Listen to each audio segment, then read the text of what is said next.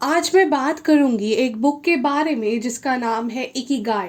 Ikigai 2016 में लिखी गई थी और 2020 में इंडिया में नंबर 1 बेस्ट सेलिंग बुक बनी। इसके दो ऑथर्स हैं, एक्टर गार्सिया जो स्पेन बॉर्न है लेकिन इस बुक को लिखने से 18 साल पहले जापान में सेटल हो गए थे। दूसरे ऑथर हैं फ्रांसिस मिरालस जो स्पेन के बार्सिलोना शहर से बिलोंग करते हैं।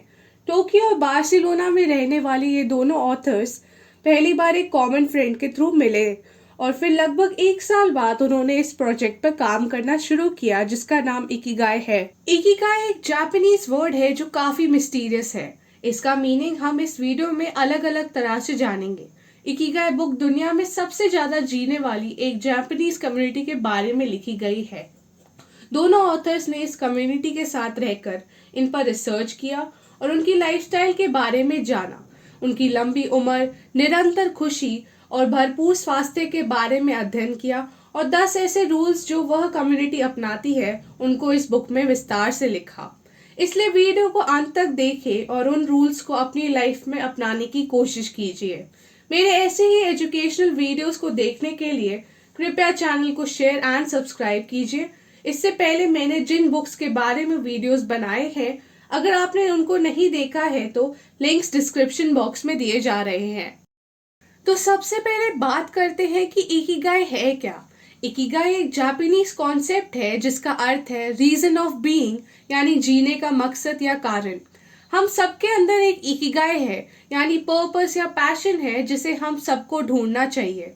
इसका दूसरा मीनिंग है the happiness of always being busy. Ikigai ही एक कारण है जिसकी वजह से जापान के एक आइलैंड जिसका नाम ओकिनावा है, वहाँ के लोग दुनिया में सबसे ज्यादा जीते हैं। ओकिनावा के लोगों के अनुसार इकिगाई वो कारण है जो आपको सुबह उठाता है। जब इस बुक के ऑथर्स पहली बार मिले तो बातों बातों में उन्होंने वेस्टर्न साइकोलॉजी पर भी बात की। दो महत्वपूर्ण प्रश्न उन दोनों की डिस्कशन में उठकर आए। पहला, what is the meaning of life, यानी लाइफ का अर्थ क्या है। दूसरा, क्या ज्यादा जीना अच्छा है या एक बड़े मकसद के लिए जीना अच्छा है। इन्हीं प्रश्नों के उत्तर ढूंढते ढूंढते उन्हें यह मिस्टीरियस वर्ड इकिगाई के बारे में पता चला और पता चला कि जापान के आइलैंड जिसका नाम ओकिनावा है, जहाँ के लोग पूरी दुनिया में सबसे ज्यादा जीते हैं। ओकिनावा आइलैंड में लोगों के जीने की उम्र ग्लोबल एवरेज से काफी ऊपर है। उन लोगों पर रिसर्च करने पर ऑथर्स को पता चला कि इन लोगों की सिंपल लाइफ, अच्छी डाइट और अच्छे मौसम के अलावा जो सबसे बड़ा फैक्टर इनकी लंबी उम्र का है वो है इकिगाई। इसी इकिगाई को गहराई से समझने के लिए दोनों राइटर्स ने वहां जाकर इस पर रिसर्च की और पाया कि ओकिनावा में भी एक जगह है ओगिमी जिसमें सबसे ज्यादा सेंटेनेरियंस यानी 100 साल से ऊपर के लोग रहते हैं। इसे विलेज ऑफ लॉन्जिविटी भी कहा जाता है। दोनों राइटर्स ने वहां रहकर सैकड़ों लोगों को नजदीक से देखा और इंटरव्यूज किए। इन्हीं एक्सपीरियंसेस को उन्होंने 10 रूल्स के रूप में इस बुक में पेश किया है। तो चलिए अब हम उन 10 रूल्स को एक एक करके जानते हैं। Rule number 1, follow your Ikigai. इसका मतलब है लाइफ का पर्पस ढूंढना और उसे फॉलो करना। जब लाइफ में कोई पर्पस नहीं होता तो एक खालीपन होता है जिससे फ्रस्ट्रेशन आती है। असल में हम अपना पर्पस बनाते नहीं हैं परंतु उसे ढूंढते हैं। ये एक यूनिक कारण होता है जिंदा रहने का जिसको टाइम के साथ रिफाइन और ट्रांसफॉर्म किया जाता है। हम सब में अच्छा या बुरा काम करने की काबिलियत होती है। हम कैसा काम करेंगे यह सर्कमस्टांसेस नहीं बल्कि हमारा एटीट्यूड पर डिपेंड करता है। एक क्लियर कट इकिगाई आपको संतुष्टि, खुशी और लाइफ को एक पॉजिटिव मीनिंग देता है। हर किसी के अंदर एक पैशन छुपा होता है। जरूरत है उसे पहचानने की, उसको डिस्कवर करने की। एक बार आपने अपना इकिगाई पहचान लिया तो आप उसे मरते दम तक फॉलो करते हैं। सिर्फ जापानीज ही नहीं, वर्ल्ड में बहुत से आर्टिस्ट और साइंटिस्ट हैं जिनका क्लियर और स्ट्रॉन्ग इकिगाई है। इकिगाई को बुक में एक चार्ट के थ्रू समझाया गया है। उस चार्ट के अनुसार इकिगाई इन 4 चीजों का मिश्रण है। पहला, व्हाट यू लव, यानी आप क्या पसंद करते हैं। दूसरा, what are you good at, आप क्या अच्छी तरह कर सकते हैं। तीसरा, what you can be paid for, आप किससे पैसा कमा सकते हैं। और चौथा, व्हाट द वर्ल्ड नीड्स, यानी दुनिया को क्या चाहिए।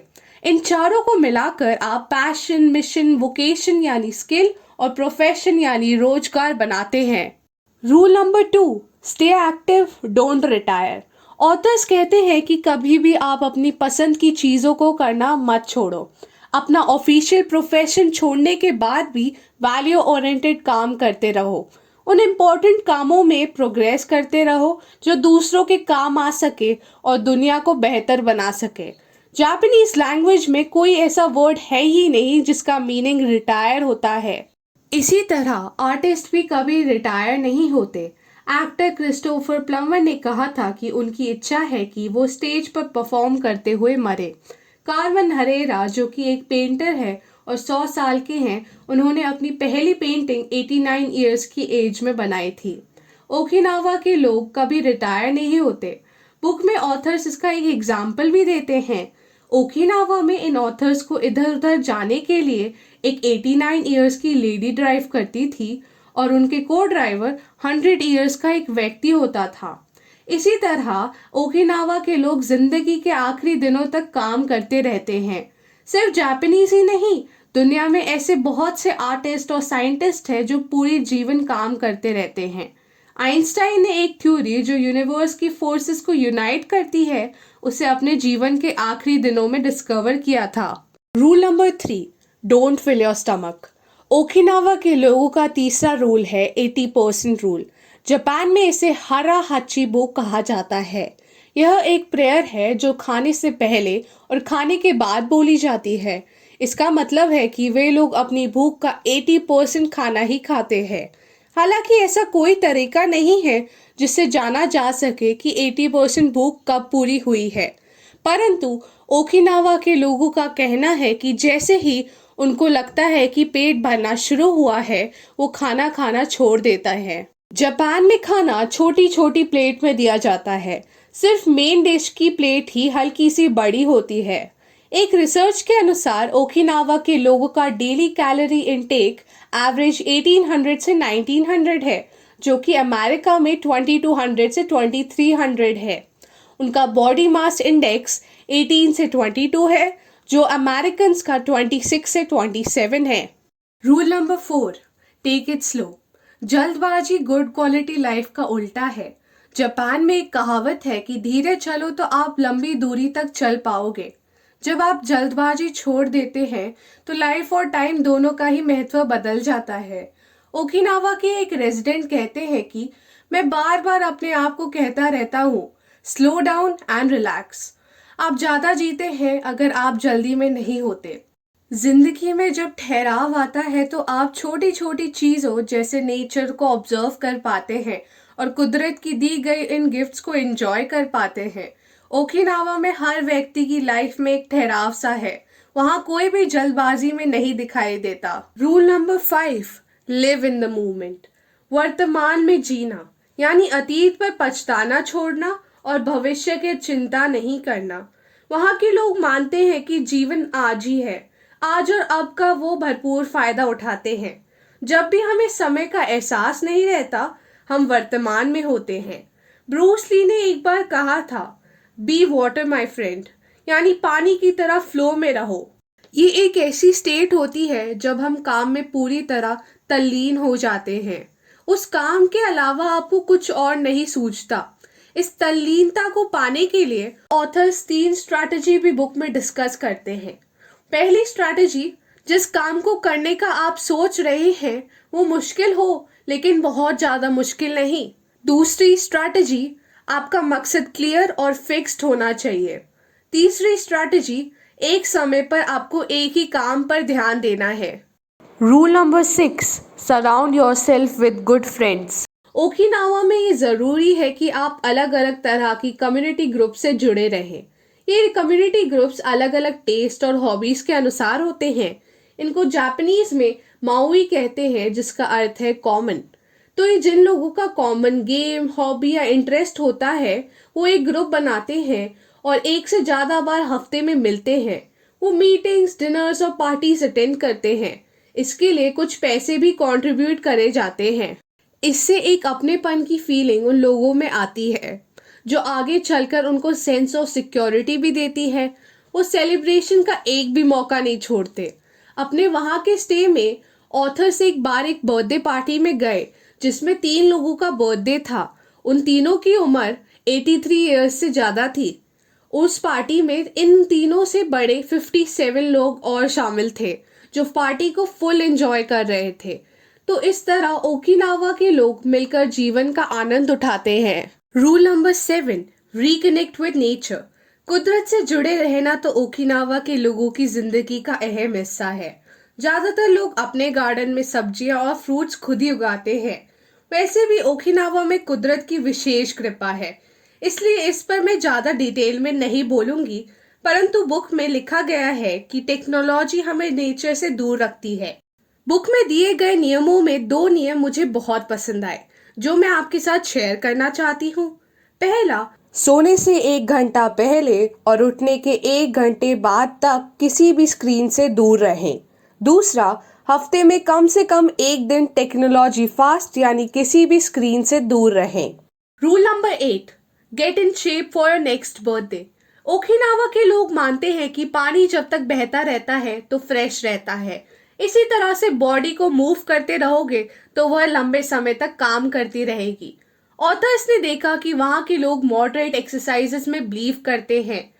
अपने रोजमर्रा के कामों को वो पैदल चलकर ही निपटाते हैं। बॉडी स्ट्रेचिंग, सूर्य नमस्कार और योग उनकी दिनचर्या का अहम भाग है।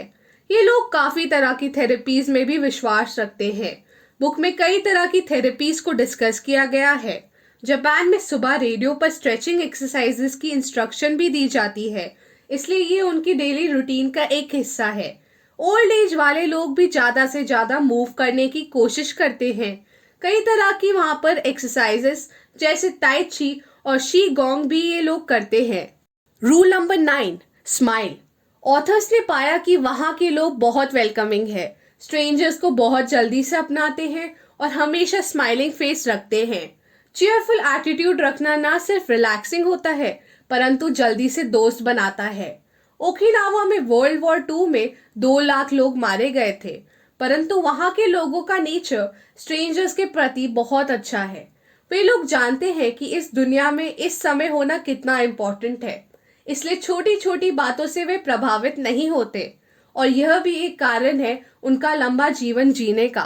Rule number 10, give thanks. Okinawa के लोगों के रीति रिवाजों में अपने पूर्वजों नेचर द्वारा दी जा रही जैसे हवा, पानी और खाने को बहुत पवित्र माना जाता है। वे हर उस चीज को धन्यवाद करते हैं जो उनको जीवित और स्वस्थ रहने में मदद करती है। आखिर में मैं बुक में वहाँ के लोगों द्वारा कही गई कुछ बातें शेयर करती हूँ। 117 साल की एक लेडी कहती है, eat and sleep well and you will live a long life, you have to learn to relax. 116 साल की एक लेडी कहती है, मैंने कभी जीवन में मीट नहीं खाया। 114 साल के एक व्यक्ति कहते हैं, अगर आप अपनी बॉडी और माइंड को बिजी रखेंगे तो आप लंबा जिएंगे। एक पुरुष ने कहा, अपने चाहने वालों के साथ रोज बात करना मेरे लंबे जीवन का रहस्य है। एक ने कहा कि मेरी हॉबी दोस्तों के साथ टाइम स्पेंड करना है। लास्ट में मैं प्रे करती हूँ कि आपको भी अपना इकिगाई मिले ताकि आप भी एक फुलफिलिंग जीवन जी सके। आपको यह वीडियो कैसा लगा? Please comment and kindly share and subscribe my channel. Thank you so much for watching.